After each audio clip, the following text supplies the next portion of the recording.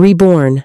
I returned to 2019 to hand my toxic fiancé over to my greedy sister. I remember the exact sound my skull made when it hit the hardwood floor. A wet, hollow thud that echoed in the empty house Julian had bankrupted us to buy. Then there was just the smell of stale copper and nothingness. But when I opened my eyes, I wasn't dead. I was 23 again, sitting on my childhood bed, smelling my mum's burnt Sunday roast. Downstairs, Julian was waiting to propose to me, and my sister Pippa was already staring at him like he was a winning lottery ticket. The first thing I noticed was the oppressive, suffocating heat, not the cold, sterile chill of the hospital mortuary I assumed I was destined for, but the damp, sticky humidity of a July evening in Surrey. My t-shirt clung to the small of my back. A ceiling fan wobbled above, clicking rhythmically. Click, swish, click, swoosh. I sat up. The sudden movement sent a wave of nausea crashing through my stomach, tasting faintly of the sour, cloudy lemonade I drank hours ago. Or was it years ago? My hands flew to my chest, fingers frantic, searching for the jagged edges of broken ribs. There was nothing. Just smooth, unbroken skin beneath cheap cotton. I pressed my palm against my sternum. The heartbeat there was fast, rabbit quick, but strong. I looked at the digital clock on the bedside table. The 14th of July 2019, the day of the family BBQ. The day Julian got down on one knee in the back garden holding a diamond ring he had bought on a credit card. He would later max out in my name. I swung my legs over the edge of the mattress. My knees shook. The floorboards were warm under my bare feet. I walked to the mirror hanging on the wardrobe door and stared. The woman looking back wasn't the hollowed-out, bruised shell who had spent the last 5 years dodging debt collectors in Julian's unpredictable rages. Her cheeks were full. Her hair was glossy. She looked stupid. She looked incredibly, painfully naive. Eleanor, the voice drifting up the stairs, felt like a physical blow to the back of my head. My mum. Eleanor, Julian is here. Bring down the extra serviettes. I gripped the edges of the chest of drawers. The wood dug into my palms, sharp and real. This wasn't a dying hallucination. I was here. I had crawled backward through time, dragging my consciousness out of the wreckage of a life that hadn't happened yet. I didn't cry. I didn't fall to my knees and thank whatever God was watching. I just felt a cold, hard knot of pragmatism tighten in my gut. I wasn't going to marry him. I wasn't going to let him drain my bank accounts, isolate me from the world, and leave me bleeding on a floor. But I couldn't just dump him.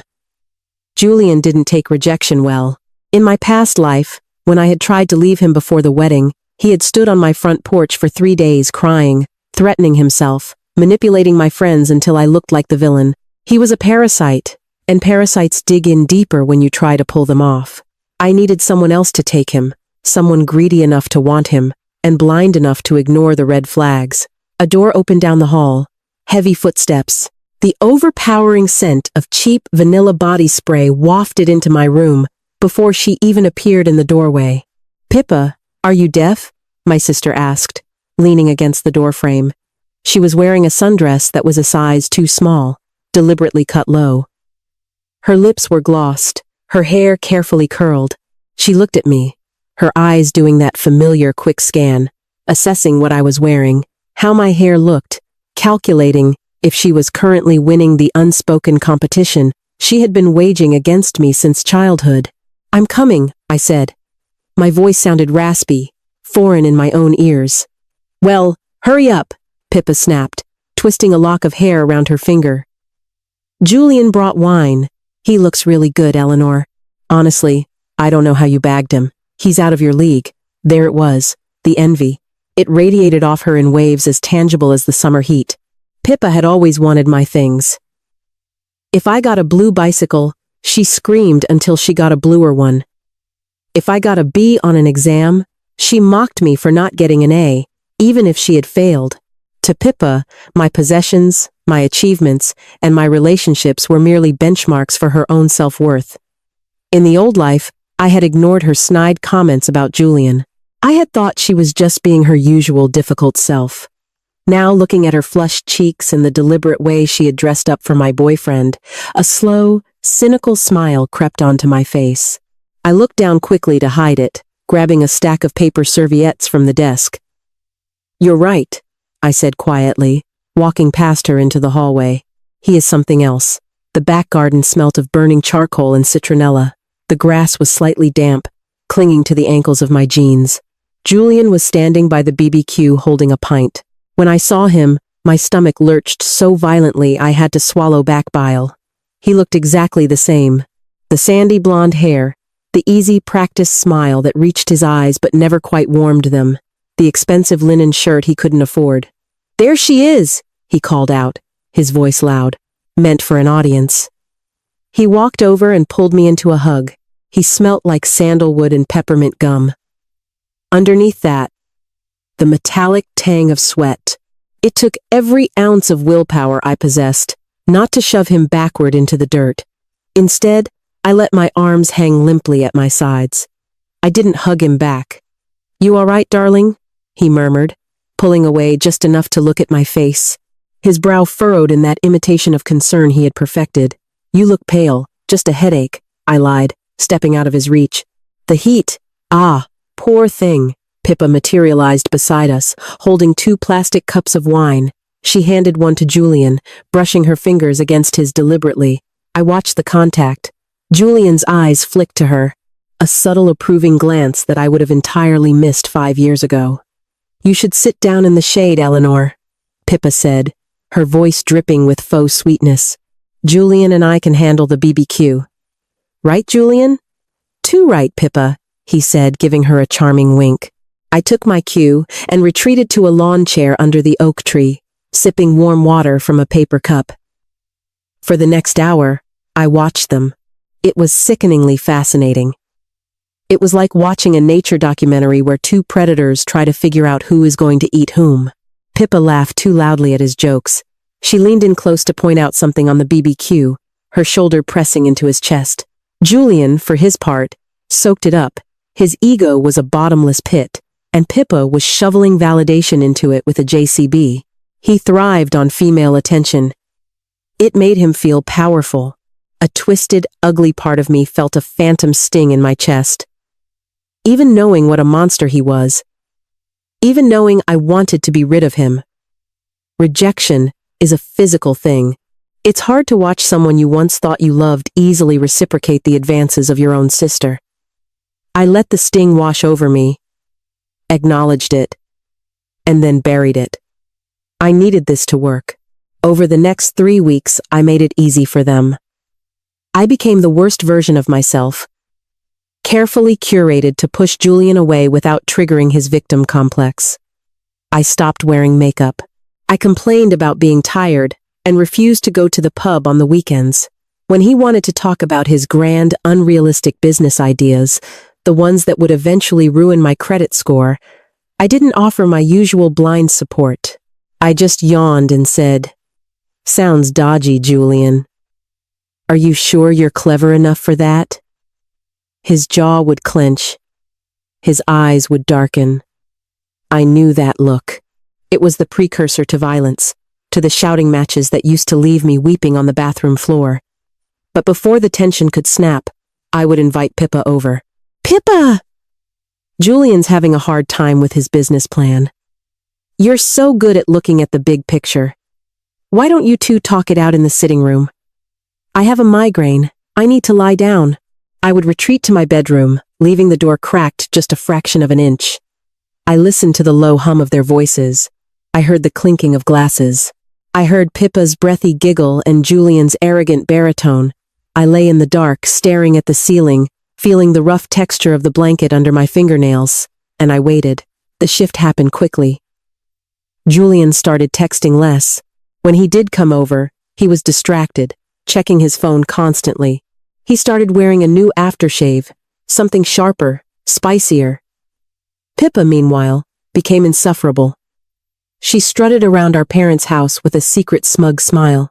She started wearing her hair up exactly the way Julian had once mentioned he liked on women. The trap was set. They were practically begging for the snare to close. It happened on a rainy Thursday in August.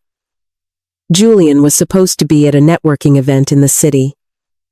Pippa had claimed she was going to the cinema with a friend. I sat in my flat listening to the rain lash against the window panes. London felt heavy, gray, and washed clean. I looked at my phone, a tracking app I had quietly installed on Julian's tablet the week before. A precaution learned from the bitter paranoia of my past life. Showed his location. He wasn't in the city. He was at a cheap B&B out on the A3. I grabbed my keys. The metal felt cold and heavy in my hand. It was time to put on the performance of a lifetime. The B&B smelt of stale cigarette smoke, damp carpeting, and ozone from the storm outside. The neon sign buzzed furiously above the front office, casting a sickly pink glow over the car park. Julian's car, a leased BMW he couldn't afford, was parked outside room 14. I sat in my beat-up saloon for 10 minutes, watching the rain hammer against the windscreen. I practiced my breathing, inhale, exhale. I needed to look devastated. I needed to look like a woman whose entire world was collapsing, not a woman who felt like she was finally slipping out of a straitjacket. I stepped out into the rain. I didn't use an umbrella. By the time I reached the door of 14, my hair was plastered to my skull, and my clothes were soaked through. I looked pathetic. Perfect. I raised my fist and pounded on the door hard. Housekeeping, I muttered under my breath, my voice shaking in a way that wasn't entirely fake. The adrenaline was real, a primal response to confrontation. There was a muffled curse from inside, the rustle of sheets, a heavy thud as someone tripped over something. I waited. The doorknob rattled, and the door swung open a few inches, held by the security chain. Julian's face appeared in the gap. He was shirtless. His hair was a mess. When he saw me, all the color drained from his face, leaving him a splotchy, panicked gray. "Eleanor," he croaked. "Julian," I made my voice pitch up, trembling at the edges. "What? What are you doing here? I thought you were at the event. I saw your car from the motorway. A lie, but a plausible one." I felt sick. He stammered, his eyes darting frantically over his shoulder. I had to pull over and rest. "Let me in," I said, putting my hand flat against the wet wood of the door. "Let me help you." "No," he pushed back. "Eleanor, you need to go home. I'm highly contagious. It's a stomach bug." "Julian, who is at the door?" The voice came from the shadows of the room. It was Pippa. I let out a ragged, theatrical gasp. I stepped back, letting the rain wash over my face, hoping it looked like tears. "Pippa?" I whispered loud enough for both of them to hear.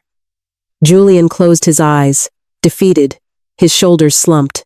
The coward in him couldn't maintain the lie. Once the evidence spoke up, he unlatched the chain and opened the door fully. Pippa was sitting on the edge of the unmade bed, clutching a white sheet to her chest. Her makeup was smeared. When she saw me, her eyes widened in genuine shock for a fraction of a second before the smugness returned, settling over her features like a mask. She didn't look sorry. She looked victorious. "Eleanor," Pippa said, her voice steady, "you weren't supposed to find out like this." I didn't say anything. I stood in the doorway, letting the cold air from the drafty corridor hit my wet clothes. I stared at them. I forced myself to remember the broken ribs. I forced myself to remember the debt collectors banging on my door. I channeled every ounce of that terror and trauma into my expression. My lower lip trembled. I wrapped my arms around myself. "How long?" I managed to choke out. "A month," Julian said softly, looking at the floor. He couldn't even look me in the eye. "Typical, Eleanor. I didn't want to hurt you. It just happened. We couldn't fight it." "Couldn't fight it?" I repeated, my voice cracking perfectly. Pippa stood up, keeping the sheet wrapped tight. She took a step toward me, playing the role of the sympathetic, tragic heroine. "We fell in love, Eleanor. You and Julian, you were just drifting apart. You never supported his dreams. You never appreciated him. I do. We have a connection you wouldn't understand. It took everything I had not to laugh." I bit the inside of my cheek until I tasted blood. The copper flavor grounded me. My own sister, I whispered. I let out a jagged sob, covering my face with my hands. Through the gaps in my fingers, I watched them. Julian looked miserable, wallowing in his own guilt. Enjoying the drama of being a man torn between two women, Pippa looked triumphant. She had finally taken the ultimate prize from me. I'm sorry, Eleanor, Julian said, stepping forward. He reached out to touch my arm. I recoiled violently, slapping his hand away. Don't touch me, I screamed. The sound echoed in the damp car park. Don't ever touch me again. You deserve each other. You're both disgusting. I turned and ran back to my car. I slipped once on the wet tarmac, scraping my knee, which only added to the authenticity of my flight. I scrambled into the driver's seat, slammed the door, and locked it. I gripped the steering wheel, my chest heaving. I waited for them to follow me, to try and explain, but they didn't. Through the rain-streaked window, I saw Julian close the B&B door. The moment the latch clicked shut, the performance ended. I stopped panting. The trembling in my hands ceased. I looked at the neon sign buzzing in the rain. The air inside the car smelt like wet wool and old coffee, but to me it smelt like absolute pure freedom. I put the car in drive and pulled out of the car park. The radio turned on automatically, playing some upbeat pop song. I didn't change the station. I had lost my fiancé. I had lost my sister. My parents were going to be a nightmare to deal with once the news broke. I smiled, the cracked skin of my dry lips stretching tight. Pippa thought she had stolen a diamond. She had no idea she had just swallowed a hand grenade. And I was going to be 1,000 miles away when the pin finally dropped. My parents' house always smelt of Mr. Sheen and passive aggression. It was a sterile, aggressively vacuumed environment where negative emotions were swept under the Persian rugs, right alongside my mum's quiet drinking habit. I sat on the edge of the floral sofa, a mug of Earl Grey cooling in my hands. The porcelain was thin, fragile against my fingertips. I hadn't slept, but I hadn't needed to. I had spent the night in my flat, meticulously packing my most valuable possessions into a single suitcase and systematically freezing every joint account Julian had ever coerced me into opening. The satisfying snip of heavy-duty scissors, slicing through the plastic of his secondary credit card, had been the best lullaby I'd ever heard. Now I was here to detonate the bomb. My mum, Fiona, sat opposite me, her posture rigid.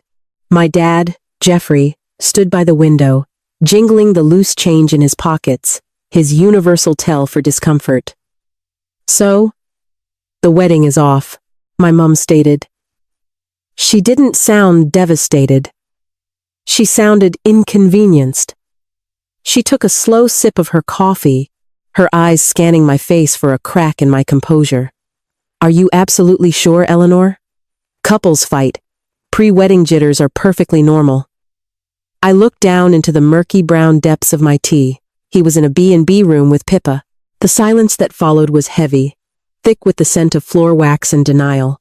My dad stopped jingling his change. He cleared his throat, a dry, dusty sound. Pippa? He asked, his voice weak. Are you sure? It was dark out, Eleanor.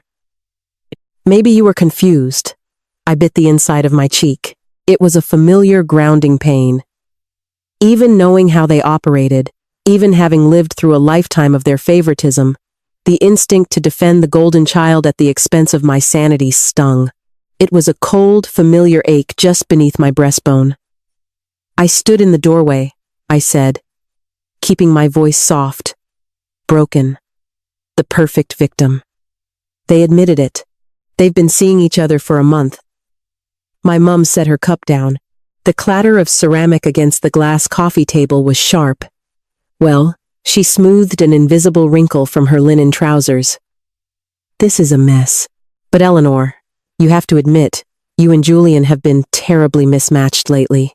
You've been so withdrawn. Pippa is naturally a very affectionate, passionate girl. Sometimes these things just boil over. Passionate.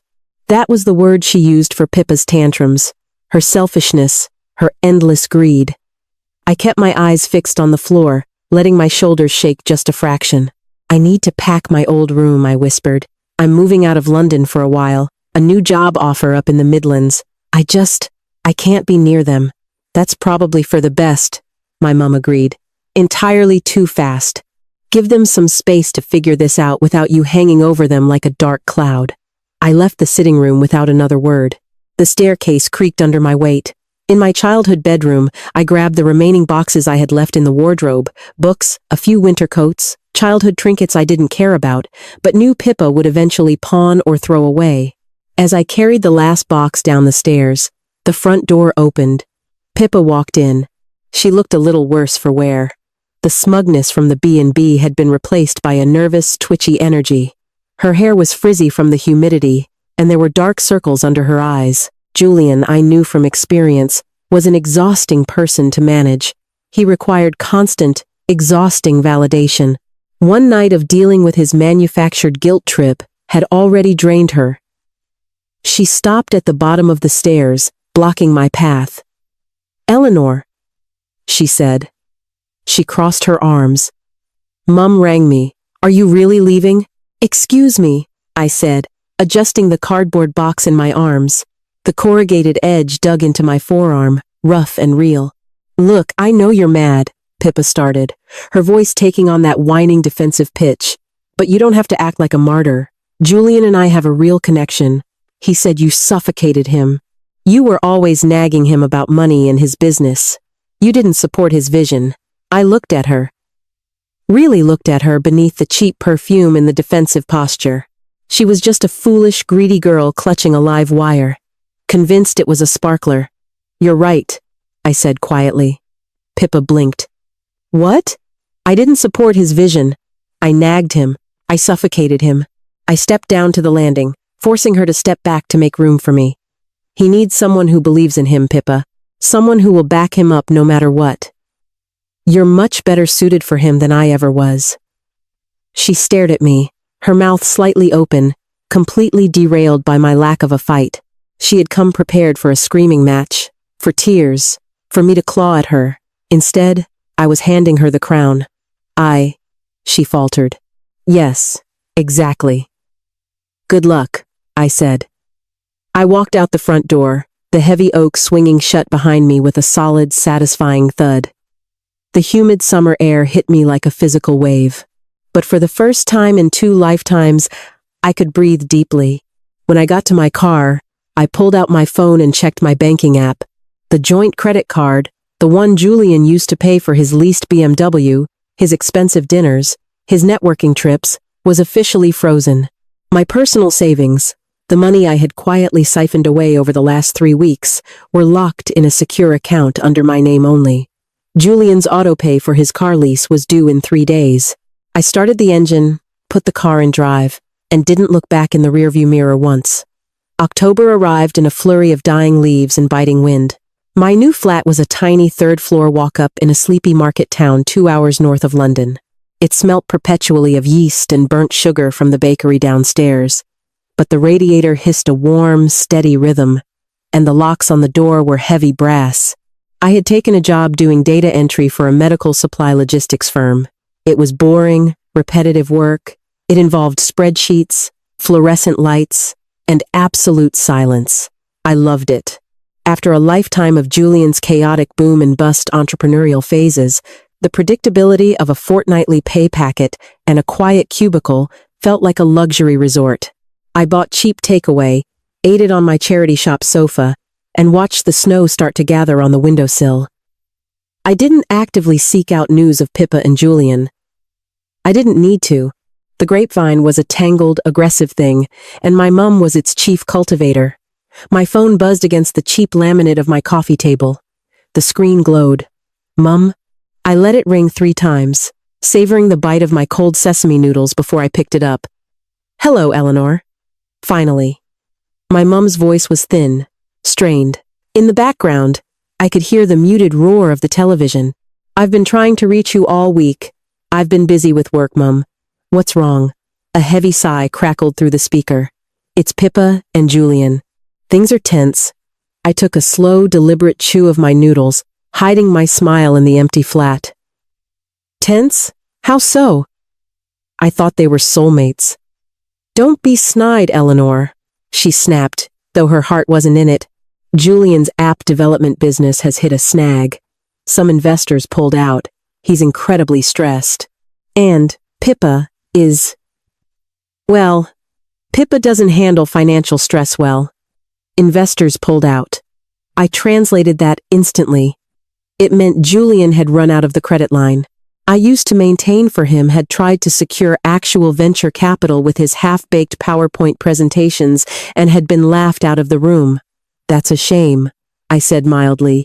They had to move out of his luxury flat in the city, my mum continued, dropping her voice as if she were revealing a state secret. He lost the lease on the BMW. Pippa is furious. She says he lied to her about his finances. My chest tightened for a fraction of a second, not out of sympathy, but from a phantom memory. I remembered the day the repo men came for my car in my past life.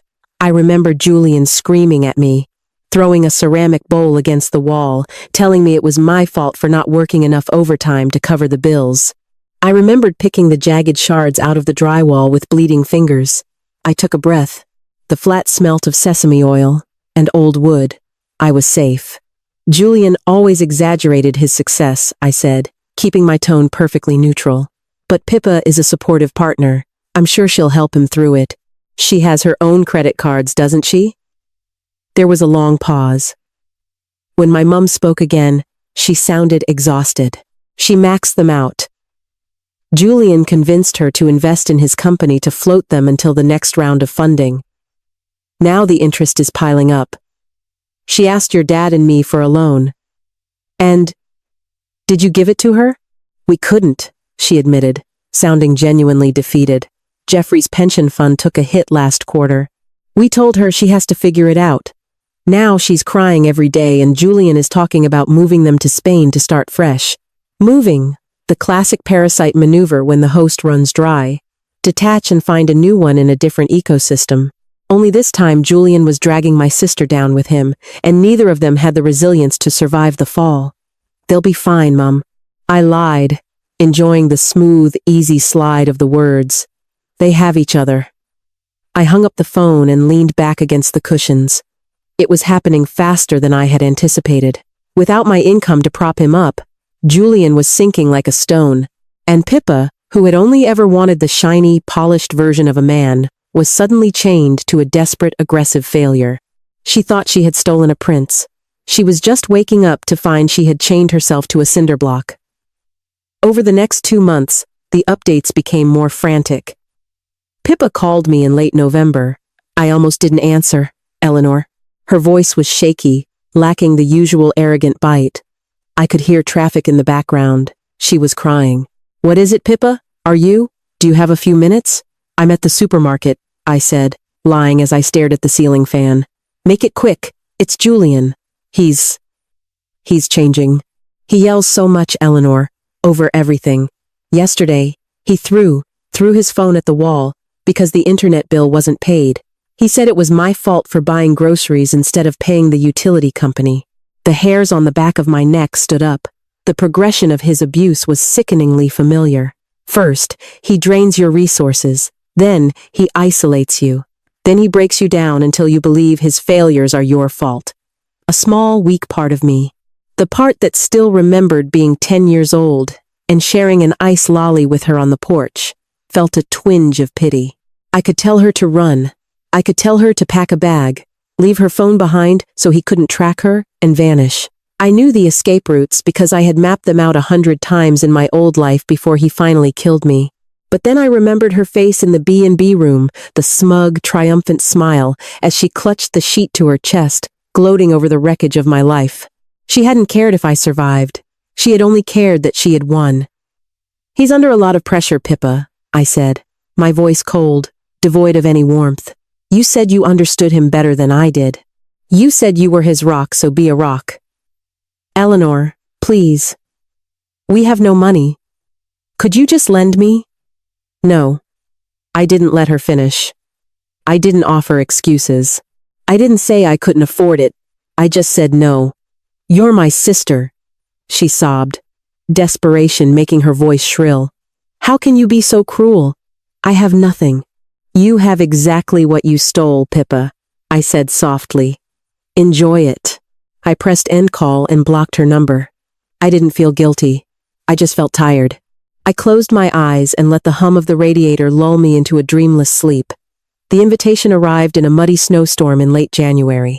It was a flimsy piece of cardstock, the kind you buy in bulk at a discount office supply store. The ink was slightly smeared, printed from a home inkjet printer running low on toner. Harper and Julian cordially invite you to celebrate their union. No date at a fancy country club. No bespoke calligraphy. It was scheduled for a Tuesday afternoon in a British Legion club, out in the industrial estate of our hometown. A shotgun wedding forced by the sheer crushing weight of their mutual misery. They needed cash, and a wedding, even a cheap one, was a desperate bid for envelopes full of checks from extended family. I hadn't planned on going, but as I held the flimsy paper, feeling its cheap texture between my fingers, a dark, cynical curiosity took hold of me. I wanted to see the end of the first act. I wanted to see the reality of what they had built together. I took the day off work. I drove the 2 hours south through gray slush and a biting bitter wind. The British Legion Club smelt of stale beer, institutional floor cleaner, and stale cigarettes. The fluorescent lights overhead buzzed with an irritable, flickering energy. There were perhaps 30 people there, mostly older relatives who looked deeply uncomfortable, sitting on cold metal folding chairs. I slipped into the back row, wearing a simple dark gray wool coat. I didn't check my coat. I didn't plan on staying long. My mum spotted me from the front row. She looked 10 years older. The skin around her eyes was tight with stress, and she was clutching her handbag like a life preserver. Clear's throat. She didn't come over to me. She just gave me a tight, grim nod. The music started. It wasn't a string quartet. It was a CD playing through a scratchy PA system. The volume turned up slightly too high, making the treble crackle. Julian walked out first from a side door. I had to suppress a sharp intake of breath. He looked terrible. The confident golden boy veneer was entirely gone. He had lost weight, making his cheekbones look sharp and hungry.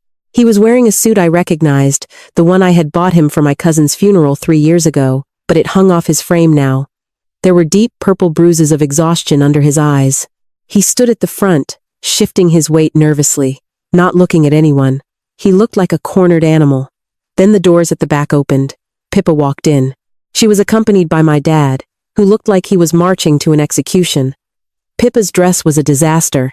It was a mass-produced polyester nightmare, stark white and far too tight around her waist and hips, clearly bought off a clearance rack and never tailored. The fabric looked stiff, unforgiving. She had tried to compensate with heavy makeup, but the foundation only highlighted the stress breakouts along her jawline. She looked down the aisle. She didn't look like a woman in love. She looked terrified. As she walked past my row, her eyes snagged on mine. I didn't scowl. I didn't look angry. I just sat there, my hands folded neatly in my lap, and I gave her a small, polite smile. Pippa's step faltered. Her knuckles, gripping a pathetic bouquet of slightly wilted supermarket roses, turned bone white.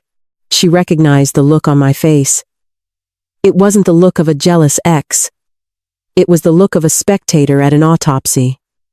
The ceremony was excruciatingly short. The registrar, a bored-looking official, rushed through the vows as if he had a meter running outside.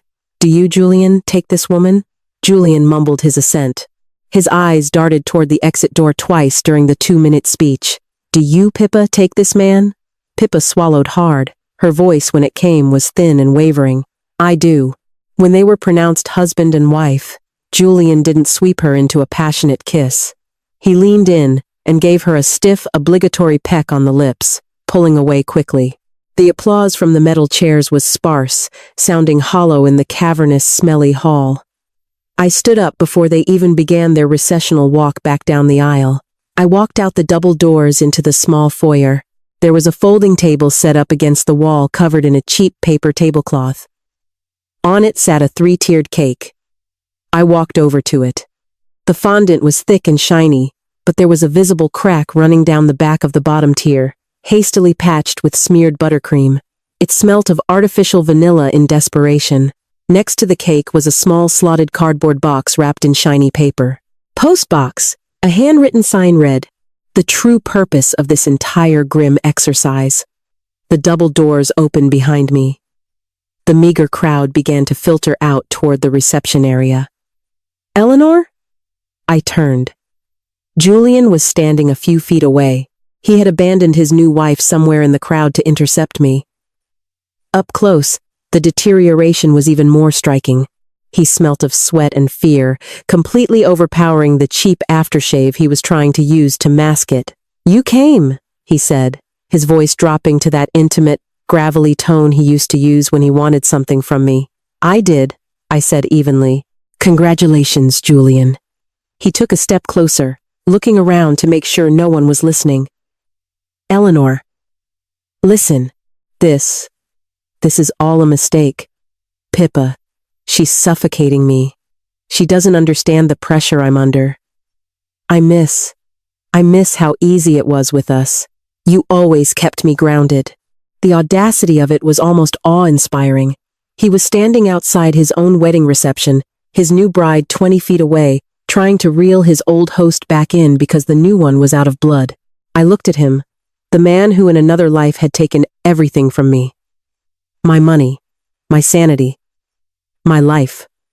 I looked at his weak chin, his panicked eyes, the pathetic slouch of his shoulders. I didn't feel rage anymore. I just felt a profound, overwhelming disgust.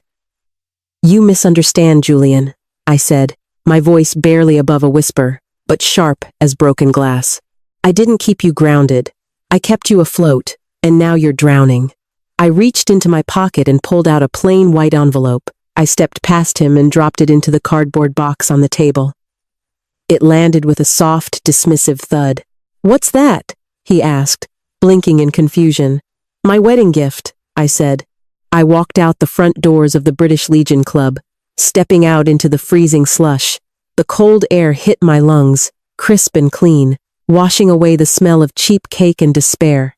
I got into my car and turned the heater on full blast.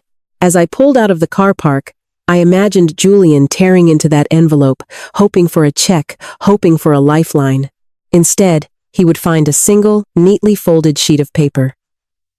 On it, printed in plain black ink, was the phone number of a bankruptcy solicitor I had found online. I merged onto the motorway, heading north, back to my quiet life, my warm radiator and my boring job. Behind me, the trap had finally clicked entirely shut. They were married. They were broke. They were legally bound to each other's financial ruin, sinking in a swamp of their own making, and they had a lifetime to realize exactly what they had done to themselves. Peace is a startlingly quiet thing. When you spend years bracing for an explosion, the slammed doors, the overdraft alerts, the sudden violence of a man realizing the world doesn't owe him a living. The absence of that tension feels unnatural at first. For the first 18 months in my new town, I kept waiting for the other shoe to drop.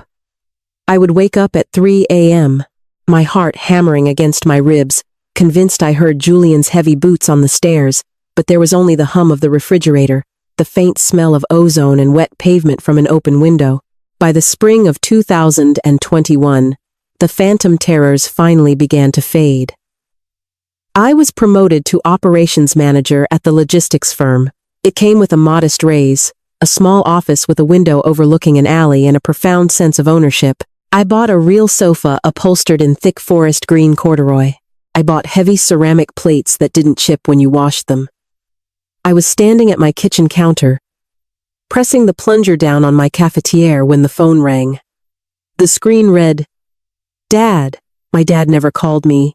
In the architecture of my family, he was the passive bystander, the man who retreated to his garage to avoid my mum's anxious micromanaging and Pippa's endless theatrics. I slid my thumb across the glass. "Dad." "Eleanor." His voice sounded like dry leaves scraping across a driveway. It was thin, entirely devoid of its usual placid detachment. "I'm sorry to bother you at work. It's my day off," I said, pouring the dark, oily coffee into a mug. The steam rose, smelling of dark chocolate and burnt earth. "What's wrong? Is Mum okay?" "Your mum is. She's in bed. She had a bit of a collapse yesterday. The paramedics came and gave her a sedative." I stopped pouring. A cold prickle of adrenaline washed down the back of my neck. What happened? He let out a long, shuddering breath. It's your sister and Julian. The police were here, Eleanor. I set the cafetiere down. The glass clinked sharply against the granite counter. I leaned forward, gripping the edge of the sink. I didn't feel panic. I just felt a dark, heavy validation settle into my bones. Tell me, I said flatly. My dad's words came out in disjointed chunks, heavy with shame. The picture he painted was a masterpiece of desperation. Over the last year and a half, Julian's app had completely folded. To maintain the illusion of success, he had resorted to taking out predatory payday loans. When those ran dry, he turned to identity theft. He opened credit cards in Pippa's name. My dad choked out. In your mum's name too. He intercepted the post. We didn't know until the collection agencies started calling the house. Hundreds of thousands of pounds, Eleanor. He took a second mortgage on that cheap terraced house they were renting. I don't even know how he forged the documents, but he did. Where is he? I asked, looking at my own reflection in the dark kitchen window. Gone. He packed his car 3 nights ago and drove off. Left Pippa with a stack of final notices and a depleted current account. The landlord evicted her yesterday. She showed up here with 2 bin bags of clothes. That's when your mum stopped breathing. I closed my eyes. The smell of the coffee turned suddenly acidic in my stomach. I remembered the heavy, suffocating weight of debt in my past life. I remembered the sick, dizzying terror of checking the postbox, knowing there would be another neon-colored envelope threatening ruin. Julian hadn't just drained Pippa, he had gutted her and left the carcass for our parents to deal with. Are they pressing charges? I asked. I am, my dad said. The steel in his voice surprised me. Your mum wants to protect him for Pippa's sake. She's delusional, Eleanor. She thinks he'll come back and fix it. But I gave the police everything. He ruined my pension. He ruined your sister. I didn't offer sympathy. I couldn't. Sympathy required a baseline of surprise. And I was entirely unsurprised. Keep the doors locked, Dad, I said, my voice unnervingly calm. If Julian is backed into a corner, he gets dangerous. Change the locks. Don't let Mum answer the phone. You sound like you know, he whispered. I know enough, I replied. Take care of yourself, Dad. I hung up the phone. The kitchen was perfectly quiet. I took a sip of my coffee. It was bitter, but it was hot, and it was mine. I paid for the beans with money no one could touch. The trap hadn't just snapped shut. It had crushed the bones completely. She lasted exactly 3 weeks at our parents' house before the implosion. It was a Tuesday evening in late October. The wind outside was rattling the window frames of my flat, driving a sleepy, miserable rain against the glass. I was curled up on the corduroy sofa, a wool blanket over my legs, grading a stack of inventory manifests. When the intercom buzzer screamed, I jumped, my pen skidding across the paper. Nobody visited me unannounced. The delivery driver usually just left boxes in the lobby. I walked over to the entry panel and pressed the speaker button.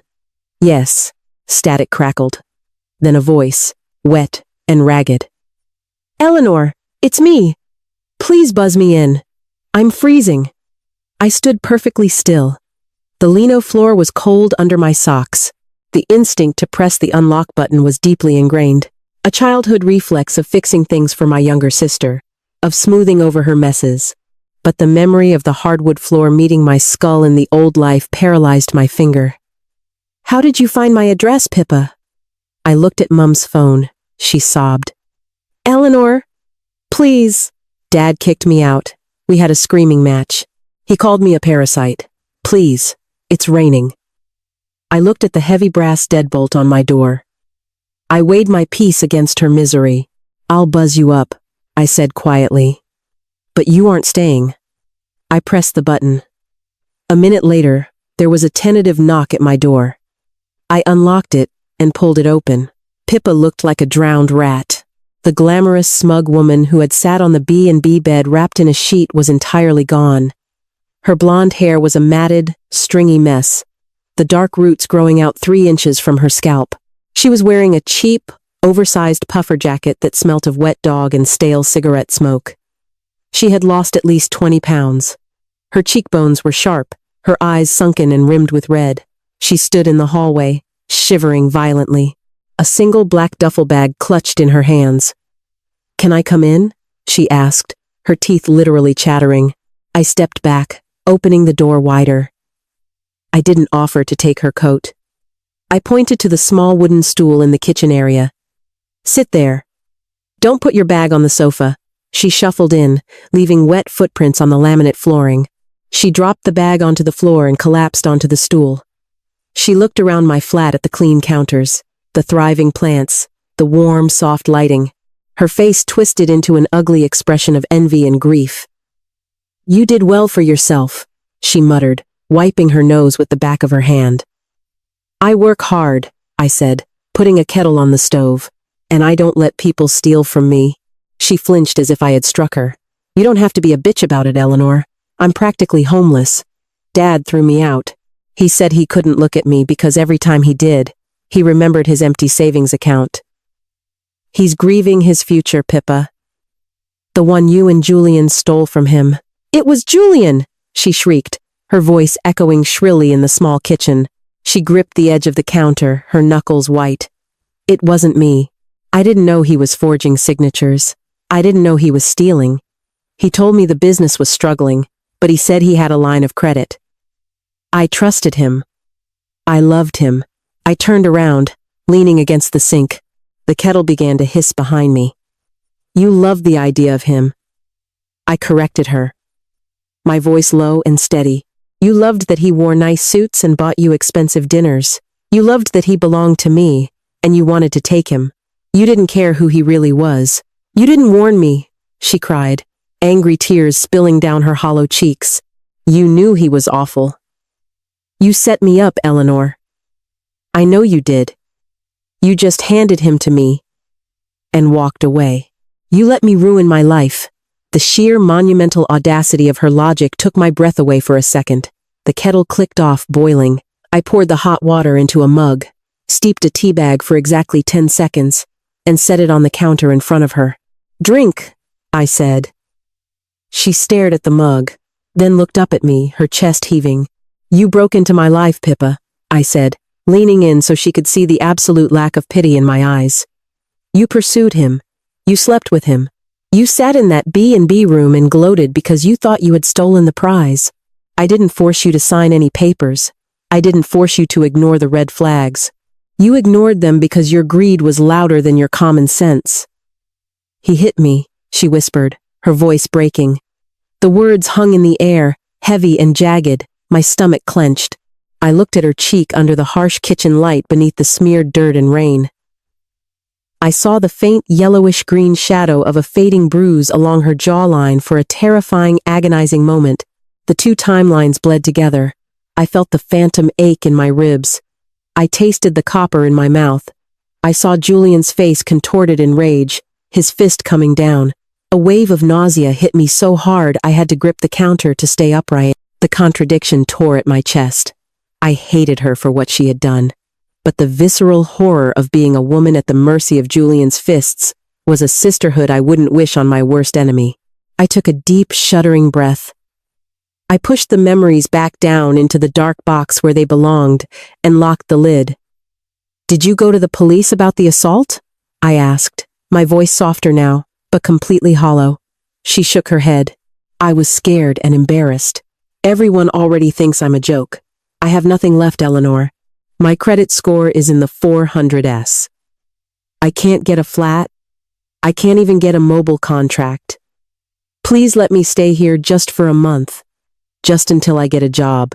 She looked at me with those wide, pleading eyes, the same eyes she used when we were 7, and she wanted my pocket money. I looked at my sanctuary, my quiet, safe life. If I let her stay, she would bring the chaos with her. She would bring the debt collectors. She would bring the drama, and eventually she would bring Julian's attention right to my doorstep. I couldn't save her without drowning myself, and I had already died once. I refused to do it again. I reached into the junk drawer next to the oven and pulled out a notepad. I wrote down the address of a women's refuge in the city, along with the phone number of a legal aid clinic. I ripped the sheet off and slid it across the counter next to the tea. "What is this?" she asked, staring at the paper. "That refuge has beds available."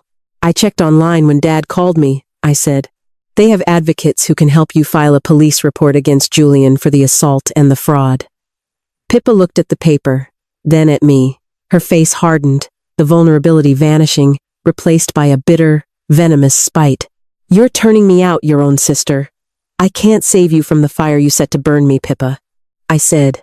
"Drink your tea, and then you need to leave." She didn't drink the tea. She stood up, the legs of the stool scraping harshly against the floor. She grabbed her wet duffel bag. "You're a monster," she spat, her lip curling. "You're cold and you're dead inside. Goodbye, Pippa." She walked to the door, her wet boots squeaking. She yanked it open, letting the cold air from the hallway rush in, and slammed it behind her so hard the framed print on my wall rattled. I stood in the kitchen for a long time. I listened to the rain. I picked up her untouched mug of tea and poured it down the drain, watching the brown liquid swirl into the dark pipes. I locked the deadbolt, double-checked the chain, and went back to my corduroy sofa. I didn't cry. The silence in the flat just felt a little heavier, a little more permanent. They caught Julian in Glasgow. 6 months later, he was pulled over for a broken brake light. When the officer ran his plates, the warrants popped up like fireworks. Fraud, identity theft, and evading police. My dad called to tell me the news. He sounded lighter, as if a physical weight had been lifted from his lungs. Julian was extradited back to Surrey, denied bail, and forced to face the wreckage he had left behind. Without his expensive suits, his BMW, and his slick charm, the duty solicitor couldn't do much for him. He took a plea deal, 7 years in HM prison. When I heard the sentence, I was standing in the aisle of a DIY store, picking out paint samples for the small terraced house I had just closed on. I held a swatch of pale yellow cardboard in my hand. I stared at the color, letting the reality of the numbers wash over me. 7 years. I would be 32 by the time he saw the outside of a cell. My credit would be immaculate. My house would be fully paid down. I would be untouchable. The ghost that had haunted my spine since the moment I woke up in my childhood bedroom finally quietly let go. I exhaled, feeling the tension drain out of my shoulders, my jaw, my hands. It was over. It wasn't until a year later in the humid grip of July 2023 that I saw her again. I had driven back to my hometown for a dentist appointment, a holdover from my old life, simply because I liked the hygienist and hadn't bothered to find a new one. After the appointment, my mouth numb from local anesthetic, I stopped at a transport cafe on the A3 for a cup of coffee before the drive back north. The cafe smelt of old frying oil, burnt filter coffee, and lemon disinfectant. The vinyl on the booths was cracked and taped over with gaffer tape. I sat at a small table near the window, watching the heat shimmer off the tarmac in the car park. The bell above the door jingled, but I didn't look up until I heard the heavy dragging footsteps approach my table. "What can I get you?" The voice was flat, exhausted, devoid of any melody. I looked up. Pippa was standing there holding a stained plastic menu and a coffee pot. She was wearing a hideous mustard yellow uniform. Her hair was pulled back into a severe, messy bun held together by a cheap plastic clip. The skin around her eyes was deeply lined, and she had a permanent bitter downturn to her mouth. She looked 40, though she was only 26. When her eyes met mine, she froze. The coffee pot in her hand trembled slightly, making the dark liquid slosh against the glass. We stared at each other for a long, agonizing moment. The ambient noise of the cafe, the clattering plates, the hiss of the grill, the low murmur of lorry drivers, seemed to fade into a dull roar.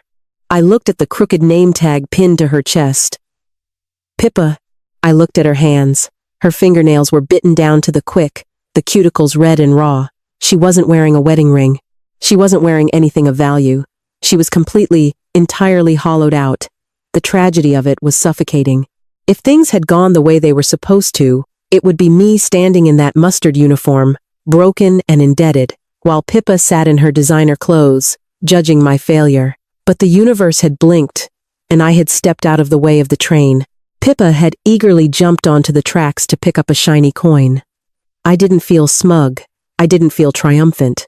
I just felt a profound, exhausting sadness for the absolute waste of it all. Pippa didn't say my name.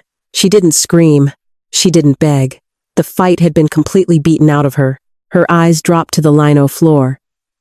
She took a step back, her shoulders slumping, turning her face away, so I couldn't see the flush of supreme humiliation creeping up her neck. I'll send another waitress, she whispered, her voice barely audible over the hum of the ceiling fans.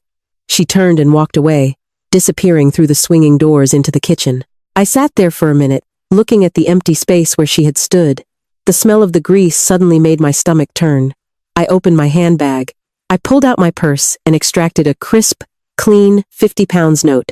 It was the emergency cash I always carried, a habit formed from the paranoia of my past. I set the note on the table, placing the heavy ceramic sugar dispenser over the corner so it wouldn't blow away. It wasn't an apology. It wasn't an olive branch. It was a toll, a final payment to cross the river and leave the dead where they belonged. I stood up, smoothed the front of my tailored coat, and walked out the door. The heat of the car park hit me like a physical force, but I welcomed it. I got into my car, started the engine, and merged onto the motorway. I didn't look back. There was nothing left to see. If you felt the chilling satisfaction of watching the ultimate trap close, let me know in the comments below. Would you have let Pippa stay, or did Eleanor do the right thing by locking the door? Drop a like if you believe that sometimes walking away is the most devastating revenge of all. Don't forget to share the story with anyone who needs a reminder to trust their instincts and cut dead weight. Subscribe and hit the notification bell for more deeply human raw storytelling where karma doesn't just knock, it breaks the door down. See you in the next